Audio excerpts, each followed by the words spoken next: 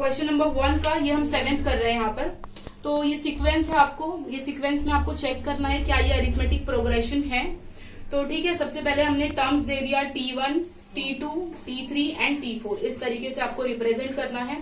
अब हम सॉल्व करेंगे। पहला फॉर्मूला जो आपका होगा T2 माइनस T1।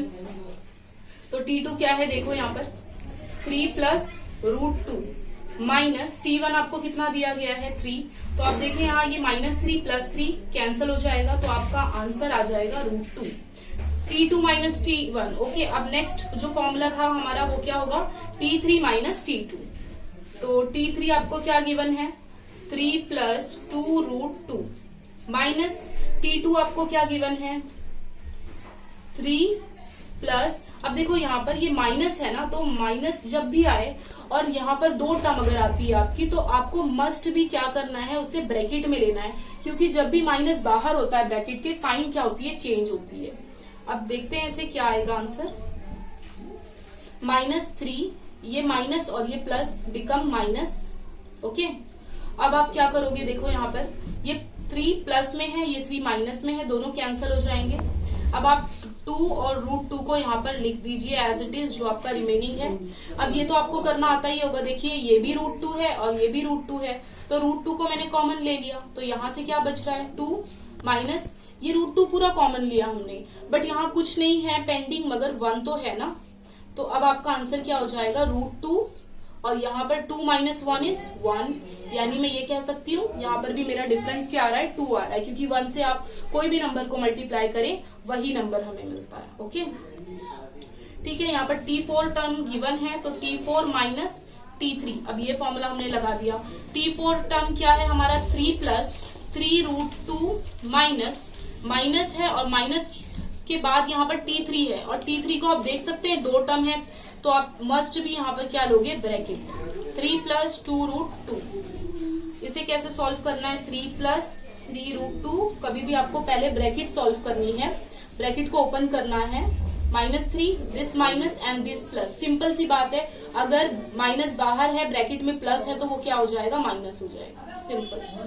अब देखिए यहाँ पर अगेन +3 -3 कैंसिल, और यहाँ पर आपका क्या रिमेनिंग टर्म हो जाएगा, देखिए यहाँ भी √2 है, ये भी √2 है, तो √2 को आपने कॉमन ले लिया।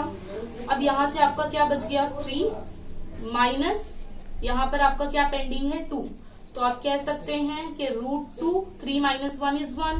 मैंने कहा है 1 को √2 से मल्टीप्लाई करो, आंसर तो आपका √2 ही आएगा। अब आप डिफरेंस देख लीजिए, पहला जो डिफरेंस था वो भी आपको 2 मिला था, √2। सेकेंड जो डिफरेंस था वो भी √2 था, ये भी क्या है √2। It means that the given sequence is arithmetic progression. Okay, तो इसे मैं रफ करके आगे का सॉल्व कर देती हूँ कि आपको लिखना किस तरीके से है। तो आप यहाँ पर क्या दोगे स्टेटमेंट, आप बोलोगे द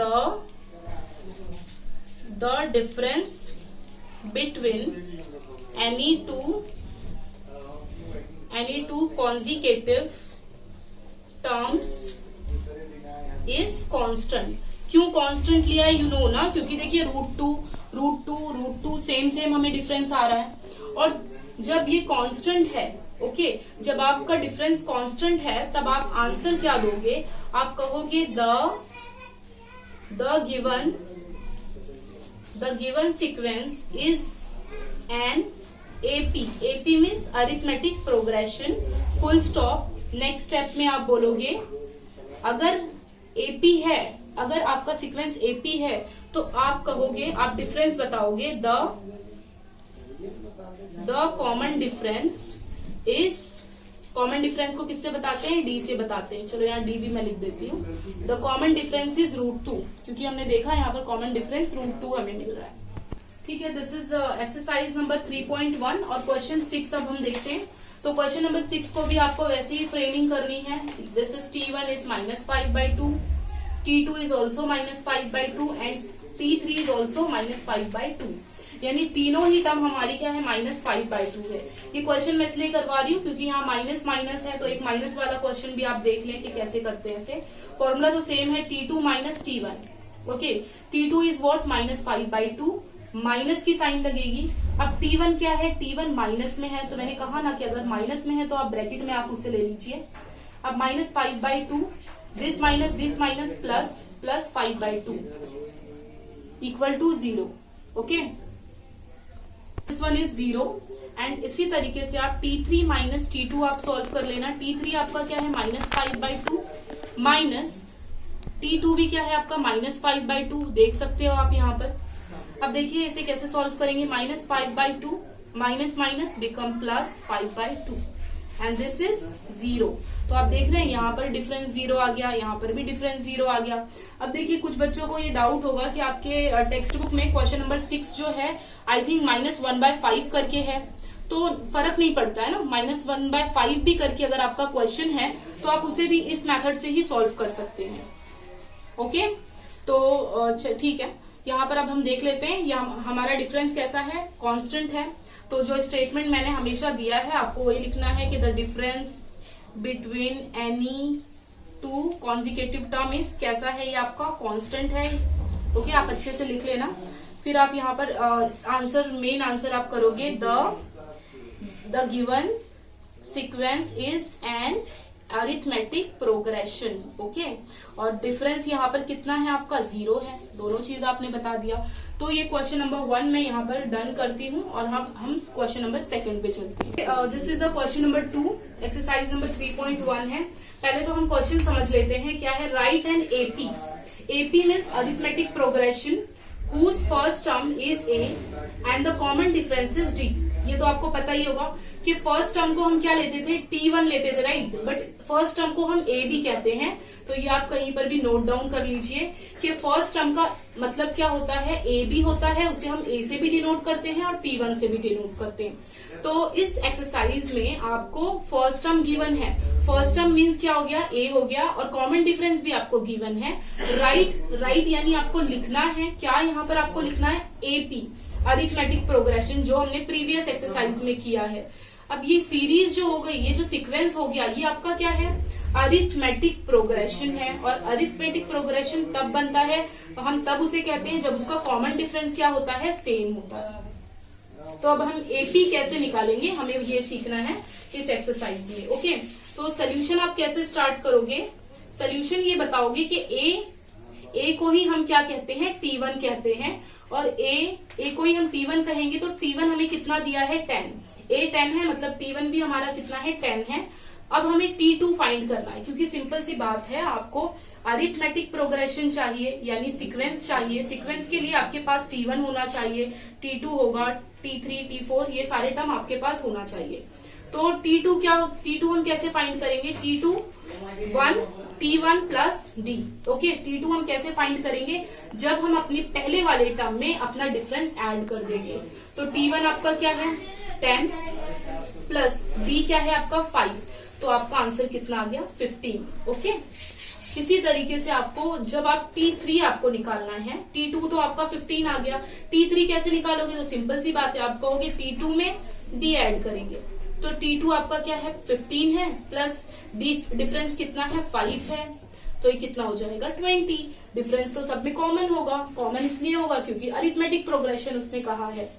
अब T4 अगर आपको फाइंड करना है तो T4 कैसे निकालेंगे, आप खुद बता सकते हैं, T3 प्लस D। T3 हमारा क्या है, अभी हमने फाइंड किया 20 प्लस 5 यानी 25।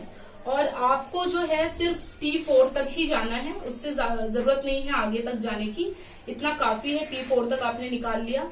अब आप इसे कैसे रिप्रेजेंट कर दोगे, आंसर में आप बताओगे।